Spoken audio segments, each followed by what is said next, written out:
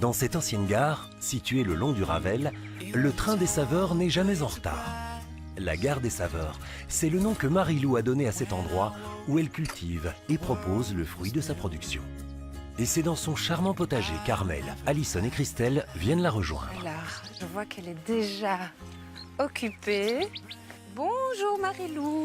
On est là. Armel. Et voici nos ambassadrices, Alison et Christelle. Bonjour. Voici Marie-Lou qui nous accueille dans son beau jardin.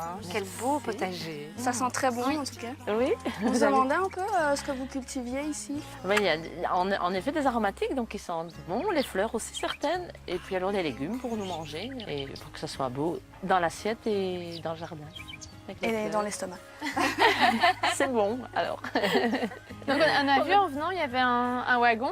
Oui, oui. Donc Et enfin, je famille. suppose c'est parce que c'est en relation avec... Tout à fait, oui. Gare On l'a fait ou- revenir par camion parce qu'il n'y avait plus de rail pour le ramener ici. Donc c'était une aventure. Et alors là, maintenant, on voudrait le transformer pour faire des chambres. Ah, génial. Et alors vous produisez, parce qu'on l'a dit, bon, vous cultivez ici, c'est votre jardin Ça, c'est pour nous. Oui. C'est pour notre privatif, production mais vous produisez, personnelle. vous êtes producteur. On est producteur de jus de pomme. Et puis on fait un autre produit aussi, c'est un pétillant de fleurs de sureau. Ça, c'est un apéro merveille, léger, ça. une fermentation naturelle. Et donc voilà. Ça, je me régale. On a Vous hâte connaissez de le goûter. sureau? De nom, mais on n'a Pas jamais goûté. réellement goûté. Ah ben, je vais vous C'est faire goûter l'occasion. avec On plaisir. suit Marie-Lou? Oui. Super. Et c'est ici que ça se passe. Entrée. Ah, on reconnaît bien l'architecture de l'ancienne gare. Hein. Et il y a même des restes, je vois. Il y a un képi. Oui. Et ça, c'est le fameux jus de pomme, alors. Voilà, c'est notre production, donc le jus de pomme. Et alors on a aussi un pétillant de fleurs de sureau. Je vois que vous avez d'autres produits ici. Qu'est-ce que c'est exactement? Les dérivés du jus de pomme, donc le sirop. Et alors il y a aussi de la gelée. Comme la base, c'est le jus de pomme. Et il y a plusieurs. Il y a de la groseille, il y a du cassis, de la rhubarbe. Il y a du vinaigre aussi. Et il y a aussi du vinaigre, oui, c'est juste. Oui. Et vous faites tout ici sur site? Oui, on fait tout ici. Oui, oui. Ça fait tout par notre petite main. Parce que je ne suis pas toute seule dans l'affaire, il y a aussi mon compagnon. En effet, Marie-Lou n'est pas seule à sublimer ses pommes. Elle effectue la cueillette dans le verger tout proche et le pressage du jus avec Philippe, son compagnon. Et pour compléter l'apéro, Jean-Phi arrive les bras chargés de tomates, mais il n'est pas seul. Bonjour. Oh, voilà Jean-Philippe. En bonne compagnie. Bonjour, Voilà, vous messieurs. tombez bien. Alors, regardez, moi, je suis avec Alison et Christelle. Si vous êtes d'accord, Marie-Lou, on se met à table. Oui, bien sûr, ce sera plus facile. Alors. Voilà. Alors, il faut que tu nous dises qui est Étienne. Alors Étienne, c'est un producteur de lait et de beurre surtout. Et puis il a une passion en plus. Il fait du fromage. Voilà, ben oui, nous habitons à Stré, le petit village ici à côté de Beaumont. Et depuis 4 générations, nous sommes fermiers sur notre ferme. Et nous avons une vocation depuis 4 générations, c'est la fabrication du beurre. Ça va te plaire ça.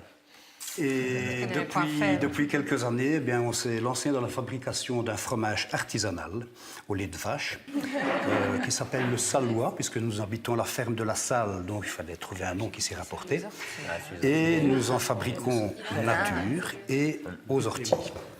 Nature, ça a le bon goût de fromage, il est onctueux, il est moelleux. Et aux orties, le goût de l'ortie, de l'ail et du persil se marie très bien avec le On sent bien l'ail, mais c'est pas trop. Hein. Non, Il y a c'est un pas petit trop. goût d'ail léger là derrière. Ouais. La fabrication est fort artisanale, donc on ne cherche pas à faire des quantités industrielles. On reste toujours dans la qualité, fait main, avec du bon lait produit par nos vaches qui pèsent dans les prairies. Et voilà. On ne saurait Du pas vrai, mieux. quoi. Quelle bonne idée. Eh ben, ça Appréciez-le, se appréciez-le. goûte. Ça a juste valeur. On a toute la nature en bouche. qu'est-ce qu'on C'est un boit ici, bonheur. alors, Merci, Marie-Lou Étienne. Ben là, pour la majorité, c'est le pétillant de fleurs de sureau. Est-ce que ça vous plaît? Christelle l'a bu. bon. Oui. Oui, oui. En fait, on sent pas trop que c'est alcoolisé, donc c'est plutôt chouette à boire. Et mais le goût de sureau, en fait, j'avais jamais goûté, mais je trouve ça super bon. Et ce jus de pomme, Très bon. Franchement, moi je suis fan de jus de pomme, donc très très bon. il est bien équilibré. Tout à fait. C'est des mélanges, on fait toujours des mélanges, un peu comme le cidre, hein, c'est toujours, et comme les vins aussi dans certains cas. Et alors, ces tomates? Voilà, donc ici c'est la poivron Vincent, donc on voit l'intérieur, c'est comme un poivron. Vraiment, c'est tout vide. Elle est très ferme, donc c'est une tomate qui est souvent utilisée cuite parce qu'elle tient très bien à la cuisson. On va la goûter crue quand même, hein, parce que c'est assez, Pour les filles, original. pour les filles, en premier. J'allais faire le tour des filles. Mais ça a le goût de tomate. Hein? Ça a le goût de tomate. Ça a le goût de tomate, ça n'a vraiment pas le goût de poivron. Mais allez, c'est pas les plus goûteuses, quoi. Il faut vraiment la cuire.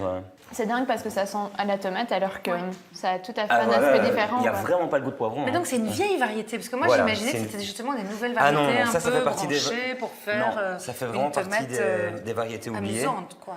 Allez, dans le désordre, on a des cœurs de bœuf qui sont les toutes grandes. Ouais. Hein. Ici, on a les green grapes, donc c'est les raisins verts. Je peux vous faire goûter. Et donc là, on est vraiment sur des tomates, mais 100% bio. Si. Celle-ci, en fait, elle a été mal pollinisée. Donc c'est la nature qui a fait ça. Et donc, du coup, elle s'est développée bizarrement. On ne sait pas très bien dans quel sens elle se tient. Ça, c'est une assez spéciale aussi. C'est la beauté blanche. On dirait presque un oignon. De loin, moi mes yeux voient un oignon. Translucide, Elle presque. commence à être, c'est comme ça qu'on voit qu'elle est mûre, parce que quand elle est pas mûre, elle est quand même blanche. Dernière petite tomate là, la calabache rouge. Alors j'ai mis un petit peu de basilic dessus. Alors c'est pas un basilic classique, c'est un basilic cannelle. Et comment on arrive à avoir ce goût de cannelle en même temps? Ça c'est vraiment la C'est nature. En une fait, spécialité comme ça? oui voilà, en fait c'est un petit peu l'inverse. C'est pas on a donné le goût de cannelle, c'est on a trouvé que cette plante là avait le goût de cannelle. Voilà. Moi je dis Étienne, un petit morceau de fromage avec ces tomates, c'est le paradis. Hein. C'est le top. Je tiens à vous remercier, Marie-Lou et Étienne. Et puis si vous êtes d'accord, parce que la journée est longue quand même, elle est dense, on va peut-être aller déposer vos affaires. Vous allez en profiter pour découvrir votre gîte. Et là, vous allez rencontrer Christian, qui est votre hôte. Vous êtes d'accord? D'accord, on te suit. Eh bien, on affile alors. Alison et Christelle ont donc découvert une gare pas comme les autres et des produits savoureux. Bref, elles ont été bien gâtées. Reste encore à immortaliser ces délicieux instants.